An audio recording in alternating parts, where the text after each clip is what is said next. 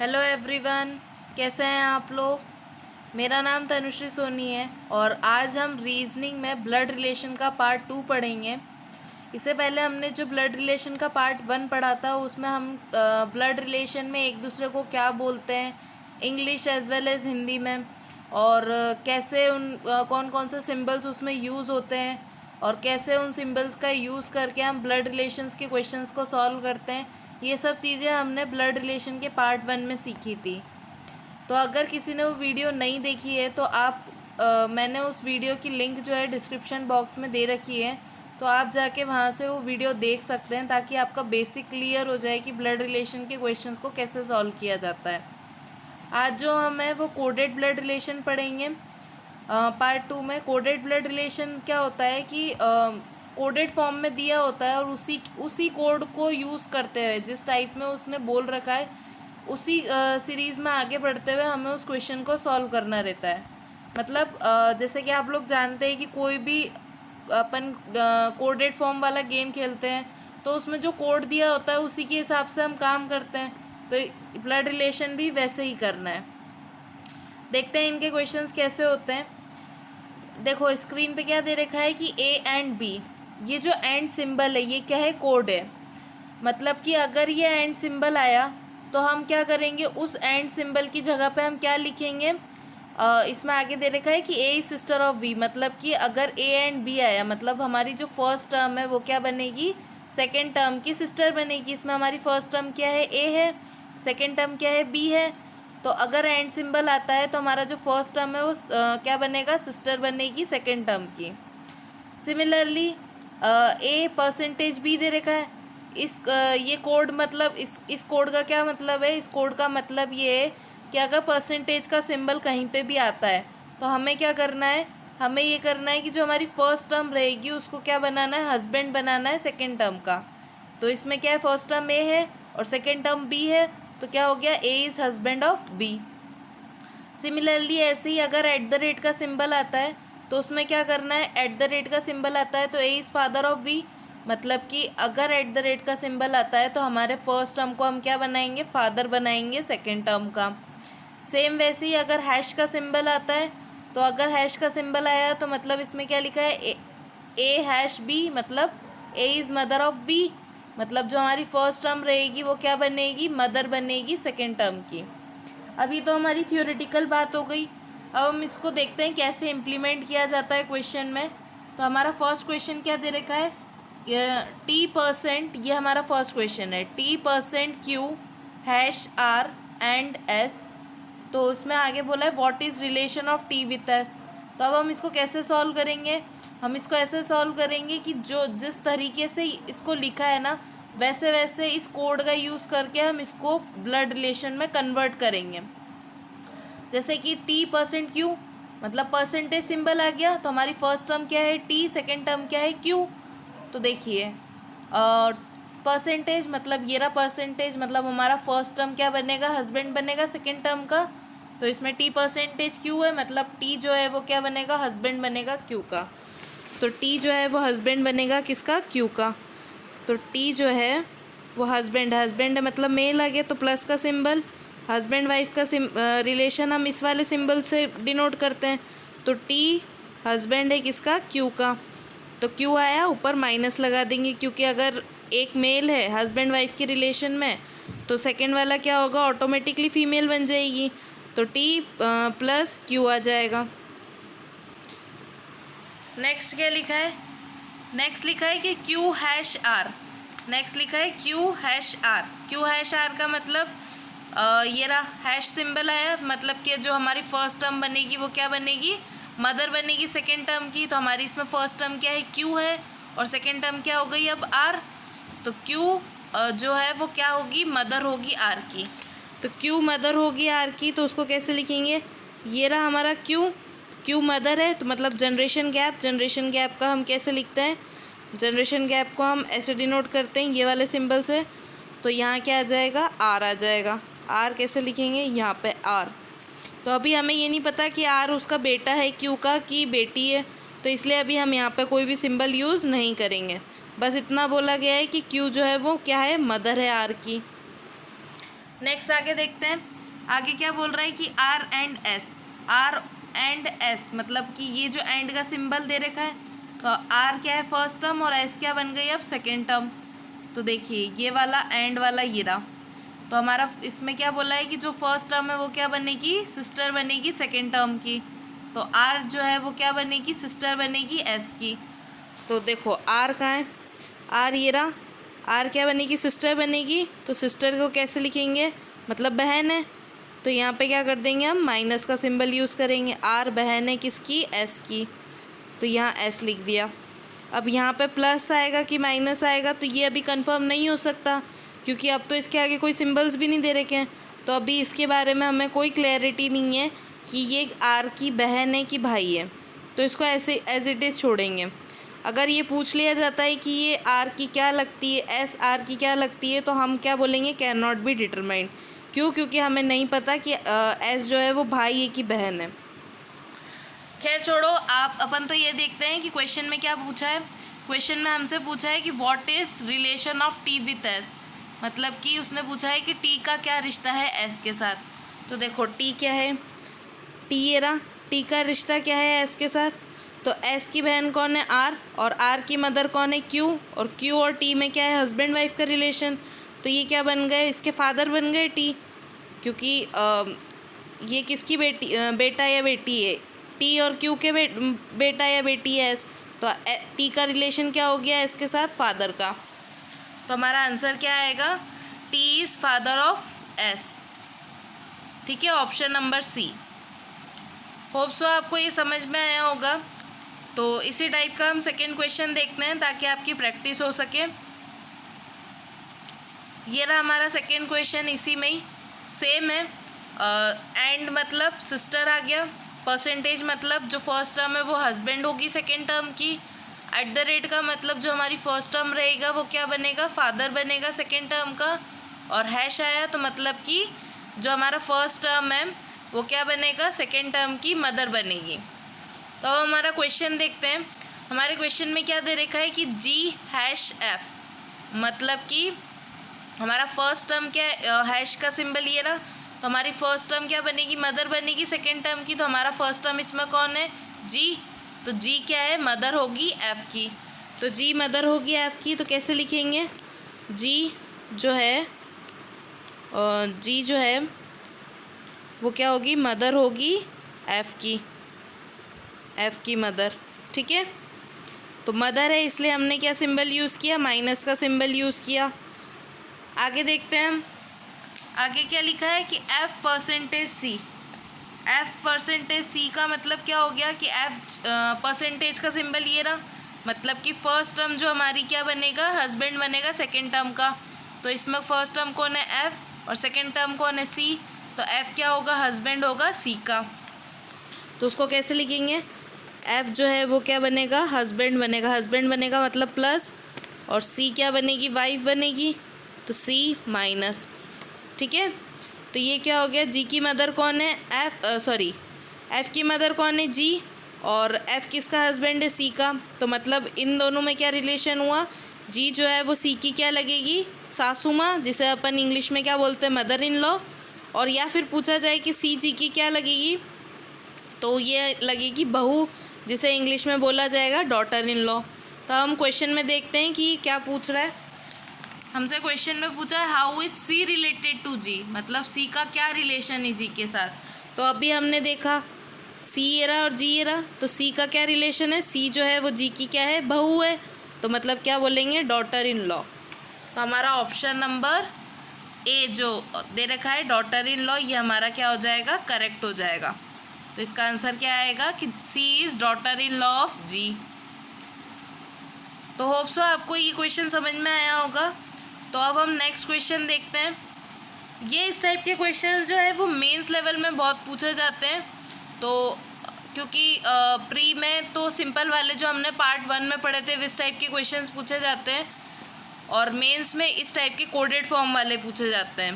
तो आप इस कोडेड फॉर्म वाले को भी अच्छे से प्रैक्टिस करें। अब हम नेक्स्ट क्वेश्चन देखते हैं।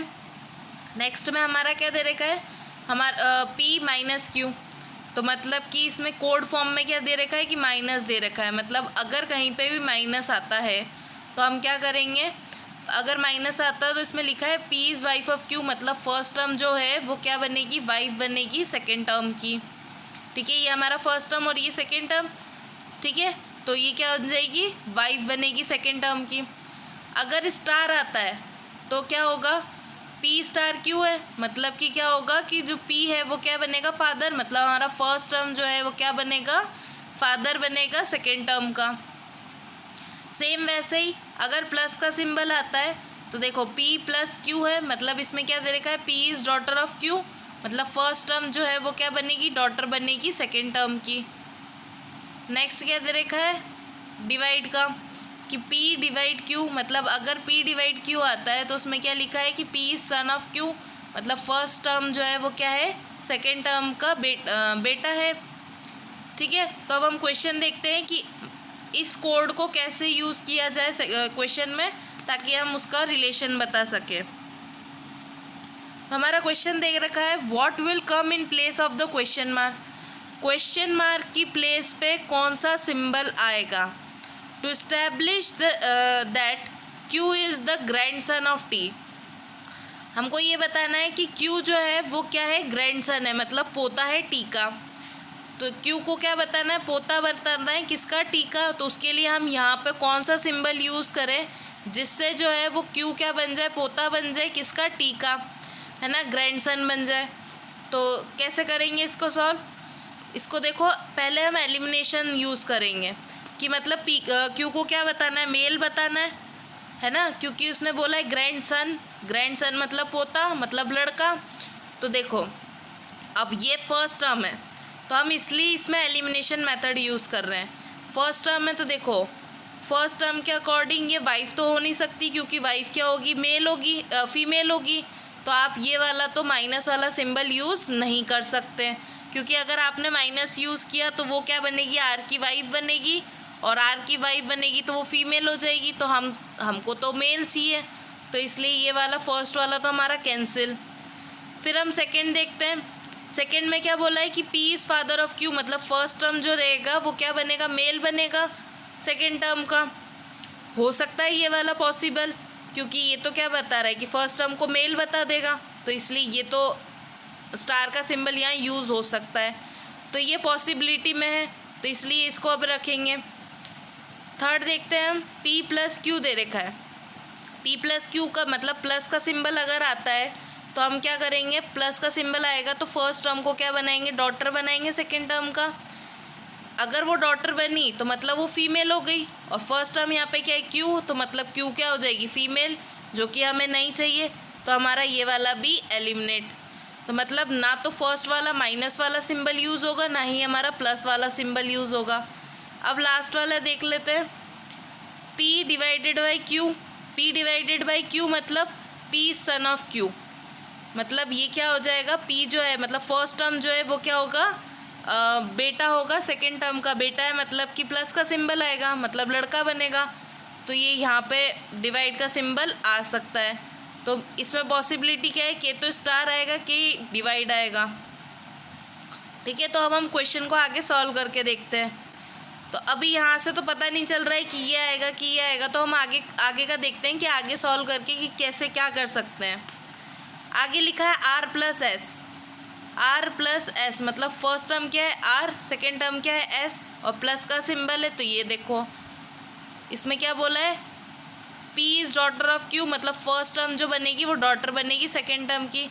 तो R क्या बनेगी, डॉटर बनेगी S की। तो R जो है वो क्या बनेगी, डॉटर। तो R डॉटर कैसे लिखेंगे अपन, R माइनस ये किसकी डॉटर बन रही है, S की, तो यहाँ पे S, तो R क्या बन गई, डॉटर बन गई S की। ठीक है, हम आगे देखते हैं। अब नेक्स्ट लिखा है S minus T, S minus T मतलब ये रहा माइनस का सिंबल। तो फर्स्ट टर्म क्या हो गया, वाइफ बनेगी सेकेंड टर्म की, मतलब कि S जो है वो क्या बनेगी, वाइफ बनेगी टी की। तो S जो है वो क्या बनेगी, वाइफ, तो वाइफ बनेगी, तो यहाँ पे क्या सिंबल आ जाएगा, माइनस, और वाइफ है तो मतलब हस्बैंड वाइफ का रिलेशन, तो हम ये वाला सिंबल यूज़ करेंगे और फिर क्या लिख देंगे, टी। टी आया तो यहाँ पे क्या आ जाएगा प्लस, क्योंकि ये वाइफ है तो ये ऑब्वियसली हस्बैंड होगा। अब हमको क्या करना है कि क्यू को क्या बताना है, पोता बताना है, टी का पोता बताना है। तो मतलब ये यहाँ पे कुछ होगा, मतलब इनमें जनरेशन गैप आएगा, यहाँ पे क्यू और यहाँ पे क्या बताना है, ये मेल। तो मतलब ये क्या बनेगा, आर का बेटा बनेगा क्यू, तब जाके ये पोता बना ना टी का। तो मतलब यहाँ पे वो सिंबल आएगा जो ये शो करे कि जो फर्स्ट टर्म है वो क्या होगी, सेकेंड टर्म का बेटा। तो मतलब क्यू क्या बताना होना चाहिए, आर का बेटा। ठीक है, तो आर का बेटा कैसे होगा, अब हम देखते हैं। अगर ये स्टार लगा है तो वो तो आर, क्यू तो क्या बन जाएगा, फादर बन जाएगा आर का, जो कि हमें नहीं चाहिए। और डिवाइड लगाएंगे तो क्यू क्या बनेगा, सन बनेगा, मतलब बेटा बनेगा आर का, जो कि हमें चाहिए। तो हमारा सिंबल क्या होगा, डिवाइड का। तो मतलब ऑप्शन नंबर डी हमारा क्या होगा, करेक्ट है ना। तो यहाँ पे हम कौन सा सिंबल यूज़ करेंगे, डिवाइड का, तब जाके टी क्यू क्या है, पोता बन जाएगा टी का। तो होप्सो आपको ये भी समझ में आया होगा। अब हम इसका नेक्स्ट क्वेश्चन देखते हैं इसी में ही। अब हम इसको थोड़ा जल्दी करेंगे क्योंकि हमने इसमें बहुत डिटेल में देख लिया है कि कैसे सॉल्व किया जाता है कोडेड फॉर्म के क्वेश्चंस को। तो अब हम देखते हैं नेक्स्ट क्वेश्चन। इसमें दे रखा है which of the following relations are true based upon the following relations given in the equation.